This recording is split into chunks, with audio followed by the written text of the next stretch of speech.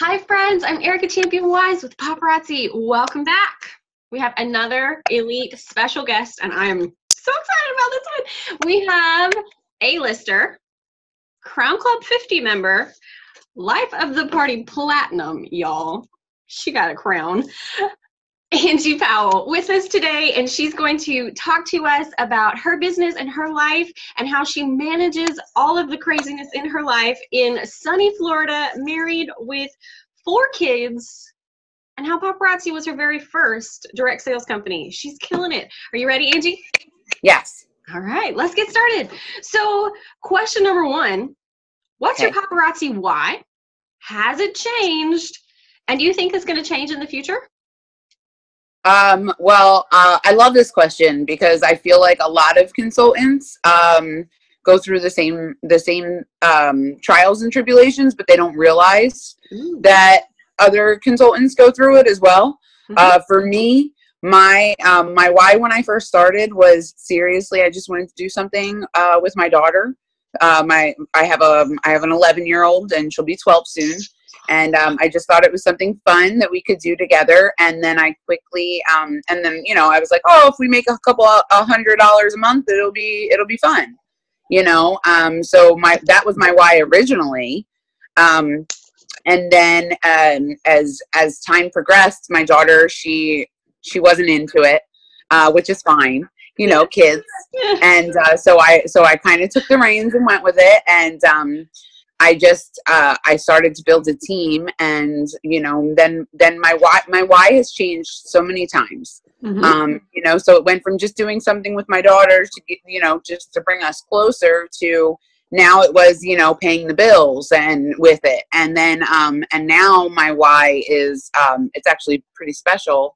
I feel like Paparazzi brought me out of depression and anxiety, and I still struggle with that sometimes. But it definitely has changed the way that I view life. And, I got all of that from $5 jewelry. And now my why again has changed. And it is basically my team is my why now. My team keeps me going. I do everything for them. I love them dearly. I pour back into them as much as I possibly can because that is what it's about. It is about lifting others up and being there for other people and just giving them hope. That's going to make me cry. I know. I'm trying here. I'm trying. It's okay. So, someone poured into you and lifted you up and helped you change so much. It's just like you're returning a favor. It's true. And, for that, there wasn't one person that poured into me. There wasn't a specific person. I will say that. It was more like just being a part of something and starting to be important to so many people. Just made me look at things in a different light.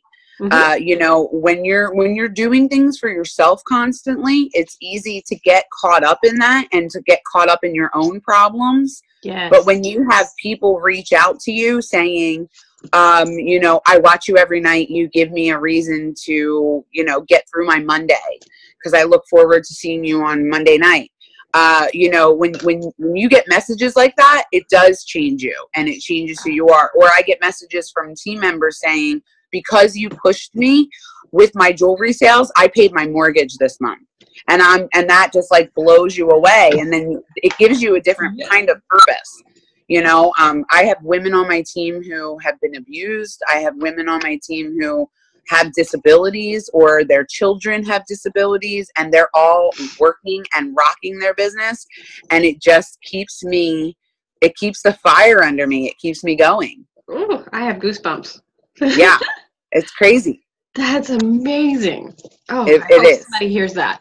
It's bigger than I hope somebody. Yes, it is so much bigger than you. And once you realize that it's not about you, that's when your why starts to change. Yeah. Yeah. Oh, that's so good. Yeah. Sorry. So, that's okay. I'm happy I got through that without crying. You did awesome. Yeah. So question 2 is, what daily habits do you have that have contributed to your success, and what bad habits have you gotten rid of that contributed to your success? Okay, so we'll do the good habits first. The good habits are, no matter how you are feeling, no matter what you are going through, you need to get up every day and you need to do something. You need to do something. If I'm having a bad day or if I'm having an overwhelming day, I need to remember that my team still needs me, that my customers still need me. If I don't feel like going live, I still have to push myself to go live. If I don't feel like promoting my business, I still have to push myself. These are good habits. You have to constantly do these things and stay consistent, because even when I go away, you know, some people follow me and they call me crazy, but even when I go away, I still go live. Yes, I still maintain my consistency. I went to my mom's a few months ago and I had my jewelry shipped to my mother's house so I could go live from her house to stay consistent. Yes. So even people always think that when you hit elite, it gets easier, but even at elite, you still have to maintain these habits. So yeah, that's definitely what I would say is my good habits. And then the next one was the ones that I had to get rid of, and I'm still kind of working on some of them, is I'm a no excuse kind of person. So, but I feel like when it's not convenient for me, I try to make excuses. And that was something I really had to nip. I had to get rid of that. You know, I don't take any excuses. I don't care what your situation is. I feel like if this is your business and if this is something that you care about, you're going to do it no matter what. So that is bad habit number 1. Bad habit number 2 is I feel like, and this one is going to hurt a little bit. I feel like envy is something that I had to get rid of. You've talked about that a little bit. I feel like you cannot watch what other people are doing and envy them. You have to be happy for them with a whole heart and understand that you are on your own journey. Yes. Yeah. And that, I swear, is the hardest thing. Yes. The hardest thing. It doesn't matter. I feel like it doesn't matter what your rank is, whether you're just a star consultant or you're a director or you're elite. I feel like everybody has these feelings, and you know, you really have to learn to be happy for people and understand that you are running your own race and nothing matters but what you're doing. And if we learn to look at things from a solid first person perspective, and we just say this is me, this is my life, we would be more proud of ourselves if we just look at it from that perspective versus looking at it from, well, what's her life like or what's his life like. Right. Those things really don't matter in the greater picture. And then this is not on the sheet, but sometimes I wonder why it's so hard for us to be proud of us. It is, because I talk about this in my trainings. It is hard for us to be happy for other people. And it's hard for us we are a lot harder on ourselves than we would ever be on anybody else. Yes. And the things that we say to ourselves, we would never say to our children. We would never allow our children to be talked to that way. Nope. We would never allow our friends to take that kind of abuse. We have to learn to stop abusing ourselves, our inner self.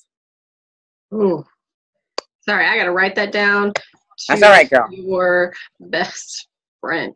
Because I am guilty. I am guilty. Yes. Ericka is mean to Ericka.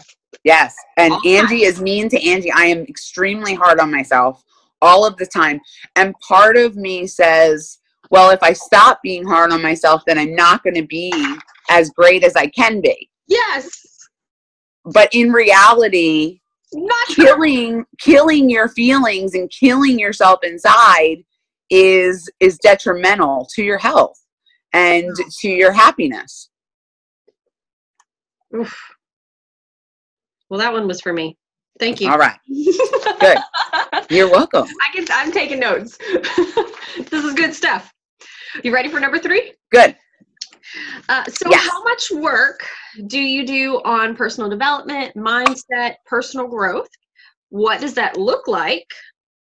And why do you think that is important to your success? So I feel like the entire journey is a personal development journey. I do try to read self-help books and, marketing books and stuff like that, as far as the work that I do. But I feel like as a whole, this is what's built me. I feel like every day when, and I mean this in the nicest way possible, when I don't feel like responding to certain messages, I feel like when I push myself to do so and I push myself to handle the situations is me growing as a leader and as a consultant. There's so many, the old me would run away from it or not respond or just wait till it went away. All of the questions, or if a customer had a complaint, or if one of my downlines had a complaint, or if this one's arguing with this one, I would just run away from that. But now I just take it head on and I handle it. And then I always feel so much better after it's handled and it's taken care of. So I feel like this entire journey has built me into a better person. That's huge. Yeah. Yeah. You have to grow if you don't grow, then your team's not going to grow. Say that again for the people in the back. If you don't grow, your team isn't going to grow. It's got to grow from you. Yes. Like, what are you offering other people? What are you doing for other people? Because that's what it's about. People say all the time, how do I rank up? How do I make my team order more so I can rank up? And I stop them in their tracks and I say, that is not what this is about. It is not about you pushing them to rank up. It is about you helping them. And as you lift them up, you will be lifted. Yes. Yes. Ah, so true. Yes. I hope so. Oh, very true. Very true. It's bigger than us. It is so much bigger. Bigger. So number 4 is, what was your biggest obstacle in ranking to elite? How did you overcome it? And how do you think other people can use you as an example to overcome their own obstacles? My biggest obstacle was, let's see. Well, if I give you a real answer, my biggest obstacle was Be real. Other people that I thought would be happy for me were not. Oh, and that hurts your heart. It does. But I used to get really upset about it. Even still today, I struggle with it. But I will say it makes me be happier for my peers, because I know how it feels for people not to be happy for me. A lot of people like to see you do well, but they don't like to see you do better than them. And I'm learning to enjoy when people do better than me, because whether or not we want to believe it or whether or not we think it, they do deserve what they're getting. Yeah. And I'm working on deserve as well. A lot of times I feel like I don't deserve this, but if not me, then who? Everybody does deserve what they have, whether it's better than you or worse than you, and their work reflects that a lot. How much they hit the ground running, or how much they put into this business versus how much they don't put into this business. So I think my biggest struggle was learning to let certain people go, and learning that not everybody is going to be happy for me, and I just have to push them aside, because it is what it is, right? Right. Yeah. So you've had to let some people go. Absolutely. Or just keep them on the periphery. Well, okay. So with success, you have to sacrifice things. And I feel like one of the biggest sacrifices are sacrificing people that really don't matter, that you think matter. And I have gone over this with my team. You sacrifice people like this is my example, Becky from 11th grade, who's on your Facebook, who you haven't talked to. You're worried about, you're scared to go live because you're worried about what she's going to think of you, when in reality, she doesn't matter. Nope. She's never going to matter. She's not going to be at your funeral. She is not going to have any kind of impact in your life, but yet we're still worried about Becky from 11th grade. Why? So though that is part of the sacrifice. You have to be willing to sacrifice the people that don't matter, and you have to get out of your own head. We make up these problems and these issues like Becky from 11th grade. We do that to ourselves when really she doesn't care. Or if she did care, does it matter? No. Right. So yeah, I think giving up those people is a huge sacrifice that we really, once we do it, I don't think it matters. That's awesome. Becky from 11th grade. Now I get it. Yeah. Becky from 11th grade does not matter. No, she really doesn't. No. It was 13 years ago. I was in 11th grade. Exactly. You're never going to talk to her again. No. She's not going to be, she doesn't sign your paycheck. She's not going to do anything for you. And she's not joining my team. Yeah. We're good. Exactly. And she's not joining your team. What are you worried about her for? No. Oh, I love it. Yeah. All right, Becky, get out. So the last question is, a lot of consultants come to us as elite leaders and ask, how are we successful? What do you tell them? I tell them that when people ask me how I'm so successful, I tell them that I hit the pavement and I work this every single day. I'm consistent and I build my inventory. All I cared about in the beginning was building my inventory, and any elite leader that you meet has substantial inventory. Yep. Inventory, a lot of people say, oh, it's just a ploy to get us to buy. No, it's, first of all, if you feel like you're one of those people that are stuck with inventory, you need to go out and get your money. And I say that all the time too. You need to go out and you need to make it happen, and you have to figure out a way to move this inventory. But inventory will set you apart from other consultants who don't have inventory. So any elite leader, I don't know one elite leader that is lacking in inventory. Nope. Everybody has a substantial amount and they're ready. If somebody calls them to do an event that is huge, they are ready to do it. And they're probably going to get callbacks because they come and they present a good show. And then consistency is another thing. You get tired, or you feel like you don't want to go live, or you feel like you don't want to do anything with your team, that's going to set you back. Yep. People say, oh, I'm going to take a break for the summer. Why would you do that? Why? Because summer's a little bit slow. Why would you take a break? That's silly. Mm-hmm. Summer is the time you should push harder because it's slower. You see me, I'm live 4 or 5 days a week, especially during the summer, because everything is slower. So you have to pick up the slack. You have to go a little harder. Yes. 1 extra 1 hour live a week is not. Right. It's not going to hurt you. Break you. Right. Going to break you. And build the inventory. Yes. I feel absolutely. Like we preach this. You can't sell 300 pieces if you don't have 300 pieces to show. No, you can't. Yeah. Sorry. No. Not that kind of magic today. Right. I wish. That is it. Well, is there anything else you would like to share? Anything you would like someone to know? I feel like anybody watching this should know that with Paparazzi, the harder you work, your efforts are recognized. Mm. And it's not like the job that you might be working at or that you might hate. I've had them all. Mm-hmm. I've had every single job, I think, ever. It's not like that where you are unappreciated. I feel like with this, you make new friends and you meet new people, and the appreciation and the love just grows and grows. Mm-hmm. And as long as you are willing to put the work in, you can do anything. Yes, you can. Absolutely. That's huge. Yeah. That is huge. Thank you so much. You are very welcome. This was great. Thanks for hanging out with us. I hope everyone got something from this. I got Me too.